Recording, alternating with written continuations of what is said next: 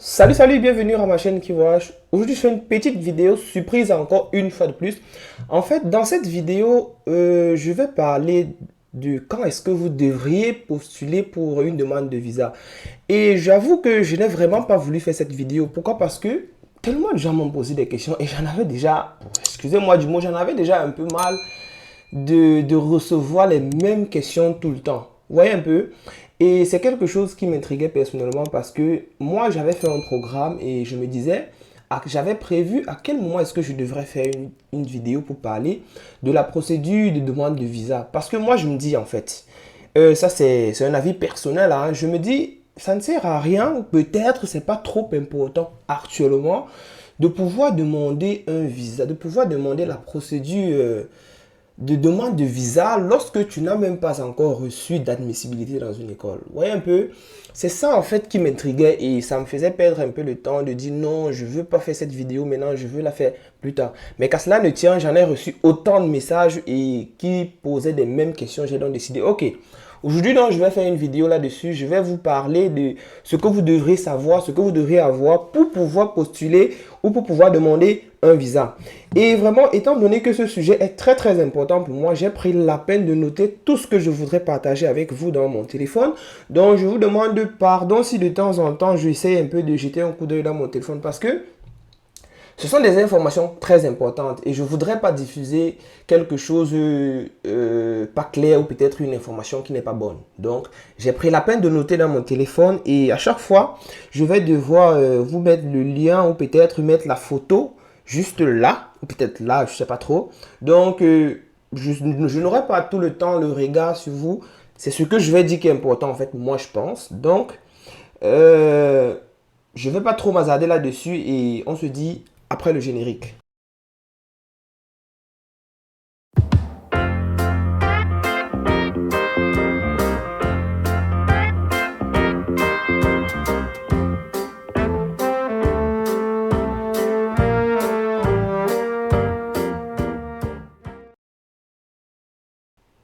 Ok, déjà, merci d'être resté jusqu'à ce niveau pour cette partie de vidéo qui est de savoir, je rappelle encore, les documents dont vous auriez besoin pour pouvoir postuler pour un visa d'étudiant en Finlande.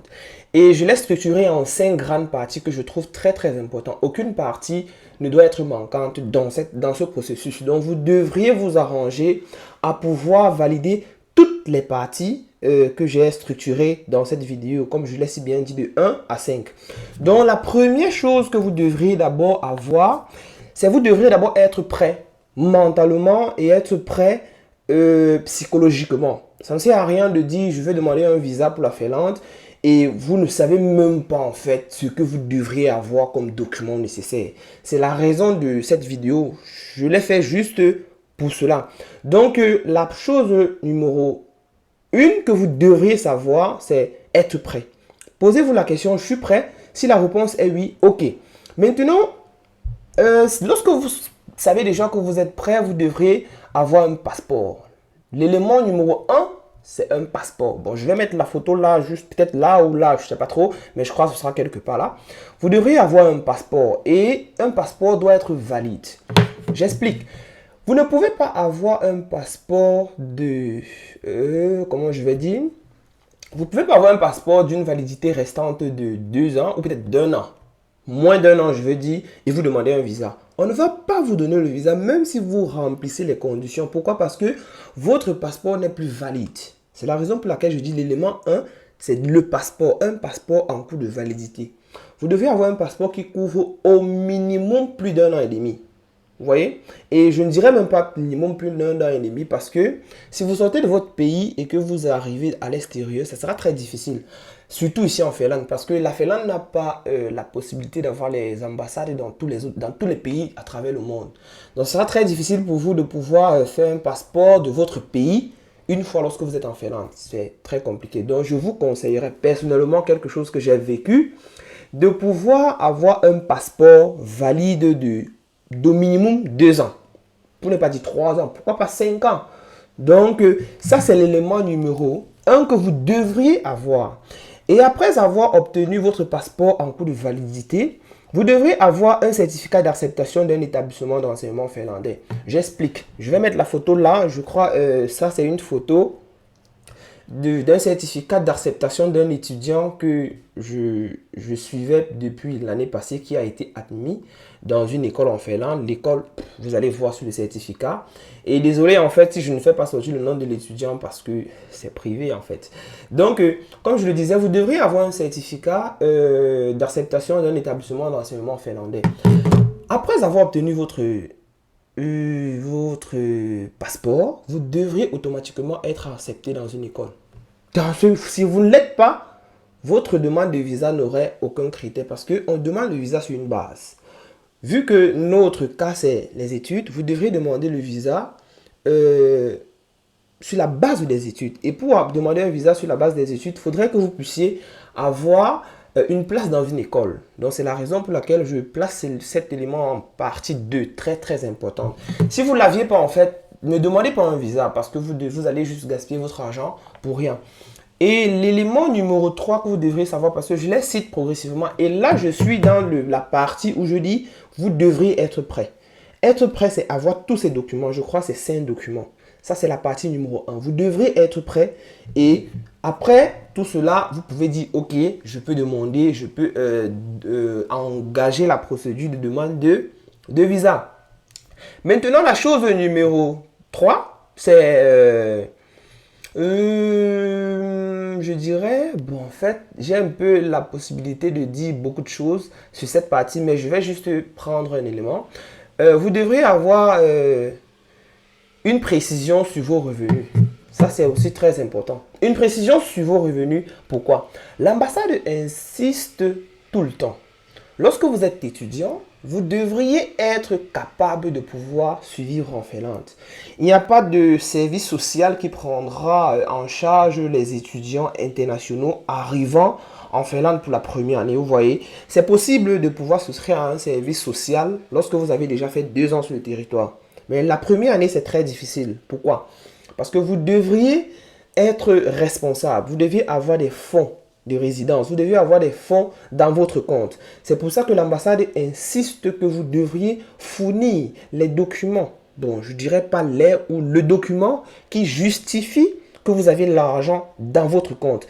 Et cet argent, comme je l'ai si bien dit dans mes vidéos précédentes, vous devez savoir qu'en Finlande, vous devez avoir une caution. Bon, pour les personnes qui utilisent le franc CFA, votre caution doit être supérieure ou égale à 4 500 000. Plus précisément, la caution est de 6 720 €. Ça, c'est une caution annuelle. Parce que vous avez la possibilité de demander un visa pour 1 an ou un visa de 2 ans. Et dans ces deux cas, le montant est très différent. Parce que lorsque vous demandez un visa d'1 an, vous devriez avoir dans votre compte un montant supérieur ou égal à 7 620 €, comme je l'ai si bien dit. Et lorsque vous demandez un visa de 2 ans, c'est un montant supérieur ou égal à 13 000 €. Et si vous faites les calculs de ces deux différents montants, vous allez vous trouver avec un revenu mensuel de 560 €. Donc 560 €, c'est le résultat final après tous les calculs dont un étudiant aurait besoin pour survivre en Finlande pour un mois. Logement, nutrition, divertissement. J'insiste sur le divertissement parce que, vous savez ici, le blanc met trop l'accent sur le divertissement parce que lorsque tu stresses, pendant les périodes de classe, tu stresses. Après, tu dois te divertir un peu. Le vestimentaire et tout ce qui va avec le transport. Certes, nous avions des réductions pour étudiants. Mais tous ces calculs sont sur une base de 560 € le mois. Donc, c'est très, très important. Vous devrez avoir cet argent dans votre compte. Et l'ambassade va vous demander de fournir un document. Généralement, on appelle ça le bank statement en anglais et en français, c'est la déclaration bancaire. Vous devez avoir un document qui prouve que vous avez cet argent dans votre compte. Donc, je trouve que c'est très important. Si vous n'aviez pas cet argent, en fait, je ne vous demanderai pas d'engager une procédure de demande de visa parce que vous n'en aurez pas. Ils sont très, très stricts là-dessus. Ils ne peuvent vous donner le visa que si et seulement si vous remplissez toutes ces étapes. C'est pour ça que je prends la peine de l'expliquer terre à terre. Je ne sais pas si je vais dire terre à terre. Bon, je prends la peine de bien l'expliquer en fait. Et la partie 4 du grand 1, je préfère dire ça comme ça, c'est avoir un certificat de frais de scolarité qui ont déjà été payés ou une bourse. Je m'explique. La partie 4, vous devrez avoir un certificat fourni par votre établissement qui vous a accepté, qui déclare que vous avez payé les frais de scolarité. Pourquoi? Parce que comme je l'ai si bien dit en partie 2, lorsque vous avez un certificat d'admissibilité dans une école, forcément vous n'êtes pas en Europe. Et lorsque vous n'êtes pas en Europe, vous serez peut-être en Afrique, aux États-Unis, en Asie, peu importe. Vous devriez payer les frais de scolarité. Et pour les étudiants hors Union européenne, vous devrez payer la totalité des frais de scolarité. C'est très difficile, je sais, c'est vraiment difficile parce que mon cas aussi, ça avait été tellement difficile pour moi de pouvoir rassembler cet argent. Mais, comme je le dis toujours, c'est si tu sais ce que tu veux, si tu as engagé cette procédure, tu dois être prêt à assumer, je dirais pas les conséquences en fait. Tu dois être prêt à assumer, à faire face à tous les obstacles qui seront présentés. Donc, vous devrez, je pense que je vais mettre une photo, je crois. Sur cette photo que vous allez voir peut-être à l'extrême gauche ou droite, je ne sais pas trop, c'est en fait un certificat de paie en fait d'un étudiant qui a été accepté en Finlande et qui a payé ses études. Donc, comme je l'ai si bien dit, on vous accepte, vous payez vos études et l'ambassade doit savoir si vous avez payé vos études ou pas. Et dans l'échéance où vous n'avez pas payé vos études, vraiment, je peux vous rassurer que vous allez avoir une réponse négative. Donc, ce sont des parties très très importantes. À la fin de cet objectif numéro 1, je vais vous dire les 3 documents les plus importants que vous devriez automatiquement avoir pour pouvoir espérer une réponse positive. Dans le cas contraire, je peux vous rassurer que votre réponse sera vraiment défavorable. Donc, à la partie numéro 5, c'est avoir une attestation d'assurance maladie. Très important. Très, très important. Peu importe le pays en Europe, je me dis peut-être aux États-Unis aussi, à travers le monde, c'est pareil, mais plus précisément en Europe parce que on met vraiment l'accent dans ce qui est maladie. Vous ne pouvez pas venir ici en l'étranger, particulièrement en Finlande. Là, je connais le système finlandais et je l'apprends tous les jours. J'y suis passé par là, donc je connais les différentes procédures. Vous ne pouvez pas venir si vous n'aviez pas une assurance maladie. C'est très très important. Et votre assurance maladie est valable la durée de votre permis de résidence. Je m'explique. Lorsque vous avez un permis de résidence pour 1 an, comme je l'ai si bien dit, vous avez la possibilité de postuler pour une résidence d'1 an ou de 2 ans. Si vous postulez pour une résidence d'1 an, votre assurance doit vous couvrir pendant les 1 an. Si c'est celui de 2 ans, c'est pendant les 2 ans. Donc, vous ne pouvez pas postuler pour une demande de résidence pour 2 ans et l'assurance d'1 an. Non, non, ça ne concorde pas en fait. Les deux vont de pair. 1 an, 2 ans, 2 ans. Pas 2 ans, 1 an. Non. Et aussi un point que vous devriez savoir que moi j'ai eu à faire face lorsque j'étais dans mon pays. Comme je le dis toujours, je suis camerounais. Et pour des personnes qui m'écoutent, qui sont aussi camerounais, cette information sera peut-être très importante pour vous. Je ne sais comment c'est dans d'autres pays, mais moi je connais exactement comment c'est dans mon pays. Lorsque moi j'ai eu à demander, la période où je demandais le visa pour la Finlande, j'ai eu très de difficultés en ce qui concernait la demande d'assurance en fait. Parce que toutes les compagnies, ce que je dis, je le dis avec certitude, donc ça n'engage que moi. Toutes les compagnies camerounaises, à moins que les statuts de ces compagnies ont changé. L'année où moi je postulais, toutes les compagnies camerounaises, je dis bien toutes parce que je suis allé dans toutes ces compagnies d'assurance camerounaises, aucune d'elles n'était capable de m'assurer pour mon voyage en Finlande. Pourquoi? Le critère d'assurance finlandais exige que vous devrez avoir, votre compagnie d'assurance doit vous couvrir en hauteur de 40 000 euros, je précise. L'assurance maladie pour la Finlande doit vous couvrir en hauteur de 40 000 euros. Par contre, lorsque j'étais au Cameroun, j'ai eu très de difficultés, j'ai eu tellement de difficultés et j'ai vraiment stressé. Si je le dis, peut-être c'est pour vous dire, lorsque vous allez aller souscrire à une assurance, vraiment rassurez-vous. Et je mettrai le lien, des différentes assurances en commentaire. Je vais vous détailler cela en commentaire. Quelles sont les assurances que vous devez souscrire, les assurances les plus souscrites lorsque vous voulez venir à l'étranger. Donc, je vais mettre le lien en commentaire. Donc, j'ai eu cette difficulté de ne pas trouver d'assurance au Cameroun. Toutes les assurances au Cameroun avec une limite de 30 000 euros. Et la Finlande est très stricte. Lorsqu'elle dit c'est comme ça, c'est comme ça. Elle ne veut pas de contours et tout ça. Elle me demandait une assurance de 40 000 euros et c'était très difficile pour moi. J'ai eu à souscrire et après on m'a remboursé de l'argent. Oui, lorsque vous souscrivez à une assurance et que vous avez la possibilité d'annuler votre contrat, mais vous devez payer les frais. Donc, j'ai souscrit à une assurance suisse qu'on appelle SwissCare. Je vais mettre le lien de toutes ces assurances en commentaire. Les assurances recommandées par le service d'immigration finlandais. Et vous allez savoir, vous allez avoir toutes ces assurances en fonction du pays. Mais je dirais juste que l'assurance qui est plus souscrite par les voyageurs, les étudiants qui viennent étudier en Finlande, c'est SwissCare. C'est l'assurance suisse qui est très importante, qui vous couvre en hauteur de 50 000 euros. Vous voyez, c'est déjà supérieur, plus de 10 000 euros que ce que vous demande la compagnie d'immigration finlandaise. Très importante. Là, je pense que nous sommes arrivés à la fin de la grande partie que j'ai nommée, la partie 1, que vous devez être prêt. Et comme je l'ai si bien dit, cette partie, vous devez retenir 3 documents très très importants. Je dirais 4, mais la première chose est très évidente, qui est de savoir, vous devez avoir un passeport. C'est évident en fait. Vous ne pouvez pas voyager si vous n'avez pas de passeport. Le récépissé n'est pas accepté dans les ambassades finlandaises. Donc, n'allez jamais dans une ambassade finlandaise avec un récépissé d'un passeport. Ça, c'est de 1. C'est pas accepté. Vous devrez avoir un passeport. Donc, je ne veux pas trop m'attarder sur cet élément. Les 3 éléments très, très importants que vous devrez avoir. 1. Vous devrez être admissible dans une école. Ça, c'est l'élément très, très important numéro 1. 2. Vous devriez avoir un bank statement qui vous couvrira durant votre séjour en Finlande. Parce que si vous ne l'aviez pas, vous ne pouvez pas postuler. Ils ne vont pas accepter en fait.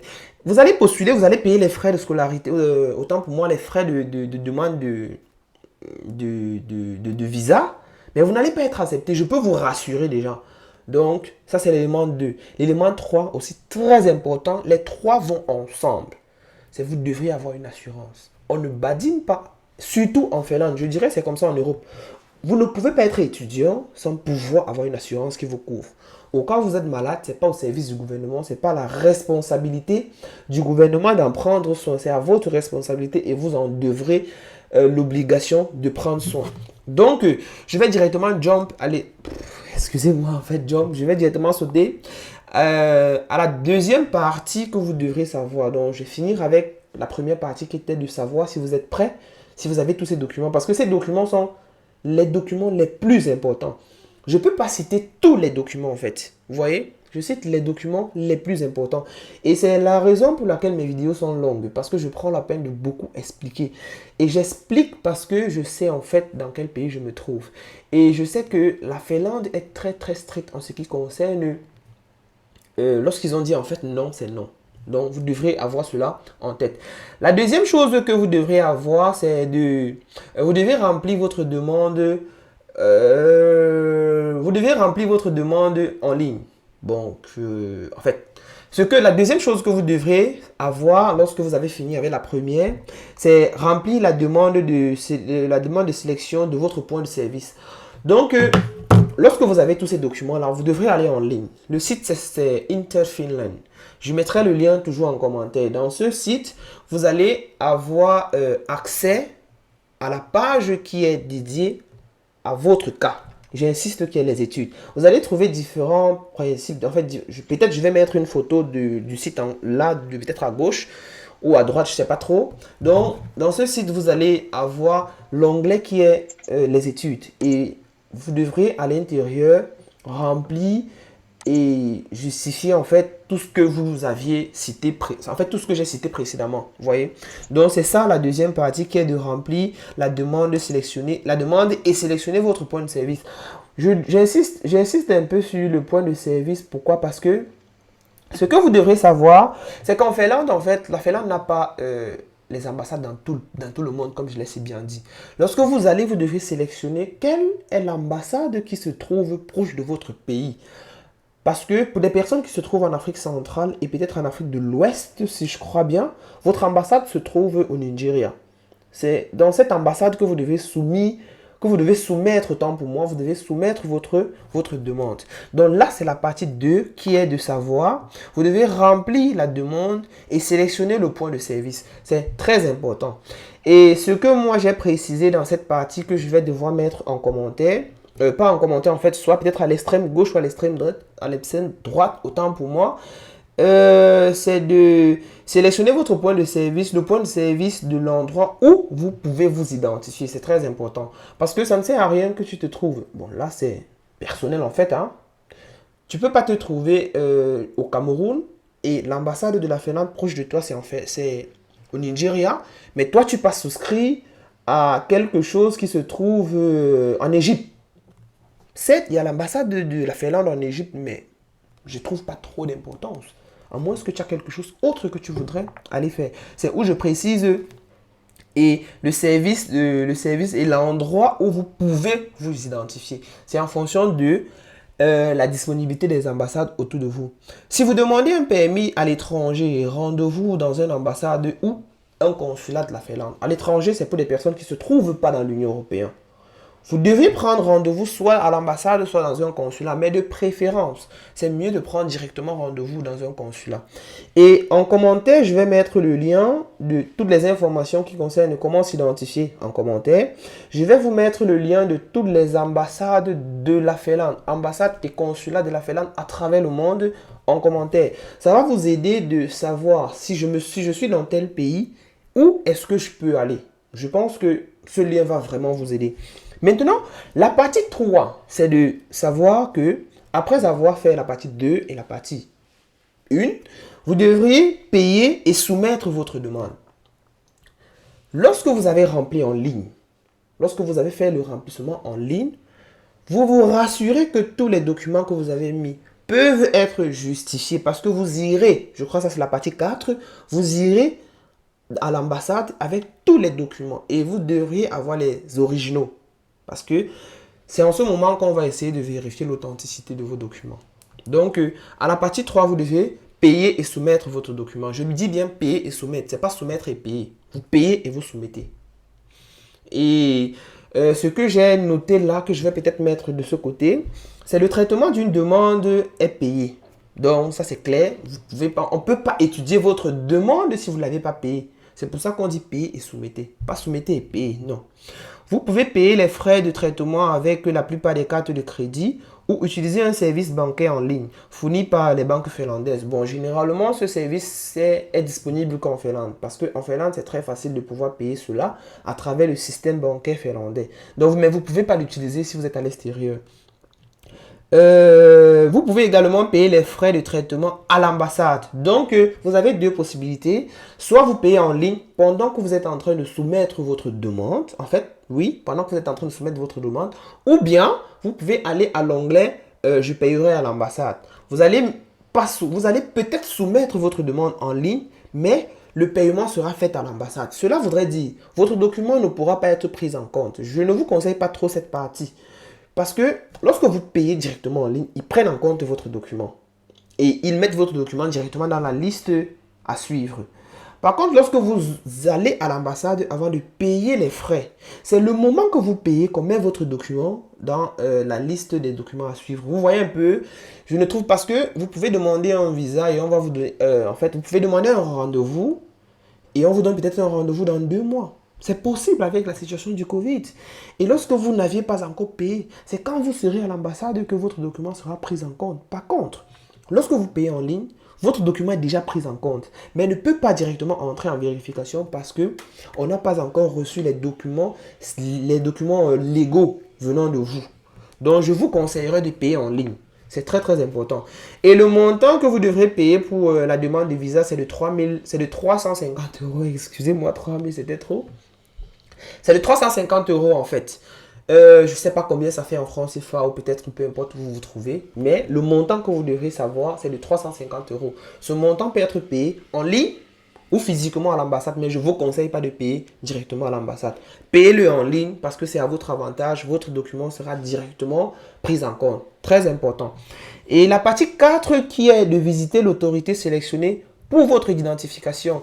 Cela voudrait dire que lorsque vous aviez été lorsque vous avez rempli la partie 1, 2 et 3, maintenant il faudrait que vous allez maintenant pour vérifier vos identifications, votre identité autant pour moi. Donc, c'est très important cette partie aussi. Vous ne devriez pas aller à l'ambassade ayant oublié les originaux de votre document parce que cela sera pris comme une tentative de fraude. Vous ne pouvez pas mettre un document en ligne et le jour où vous allez à l'ambassade pour prouver et prendre votre empreinte et tout ce qui va avec, vous laissez un document à la maison. Prenez tous les documents, vraiment tous les documents.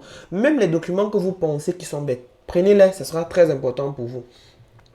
Donc, et en cette partie, j'ai eu à noter quelque chose que je vais mettre en comment. Je vais mettre juste là, à gauche ou à droite, je ne sais pas trop. Lorsque vous introduisez votre demande à e-service, je dis e-service parce que tous les documents, toutes les demandes de visa en Finlande se font en ligne. Tous les documents, toutes les demandes autant pour moi. Vous ne pouvez pas faire une demande. C'est vrai, l'option papier existe, mais maintenant, avec la situation du Covid, ils essaient un peu d'éliminer ce côté-là. C'est pour ça qu'on insiste. Et en fait, la différence entre les deux, c'est que votre demande qui a été soumise en ligne est rapidement traitée. La date de réponse est moins longue que celle qui a été soumise sur papier. Je vous conseille d'aller le faire en ligne, très important. Donc, j'étais de disant que lorsque vous avez introduit votre demande via le service e-service, vous devriez vous rendre dans un point de service que vous avez sélectionné afin de justifier votre identité. Très important. De présenter les originaux et les pièces jointes nécessaires à votre demande. Et de faire relever vos empreintes digitales, c'est très très important aussi. N'oubliez pas de prendre des photos d'identité avec vous.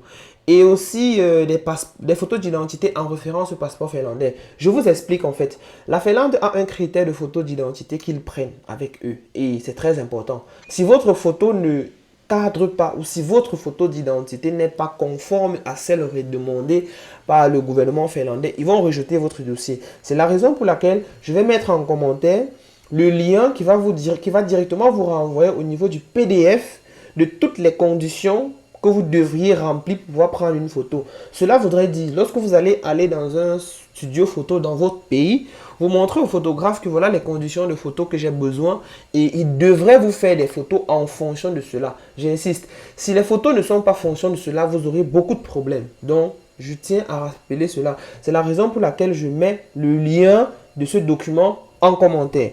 La partie 5 qui est la dernière, qui est de savoir, vous devez suivre le traitement de votre candidature en ligne. C'est possible, c'est entièrement possible. Je vais mettre une photo, l'esquisse d'un compte de suivi en ligne. Là, je crois à gauche.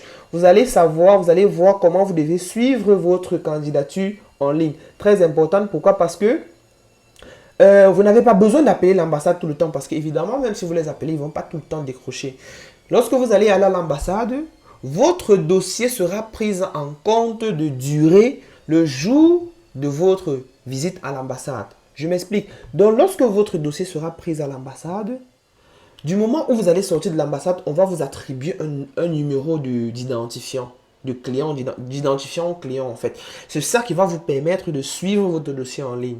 S'il y a des documents qui sont demandés, on va vous envoyer un message, soit par mail, soit dans votre boîte Inter in Finland. Donc, c'est cette partie que je vais mettre là pas en commentaire, en fait, à l'extrême gauche de mon écran.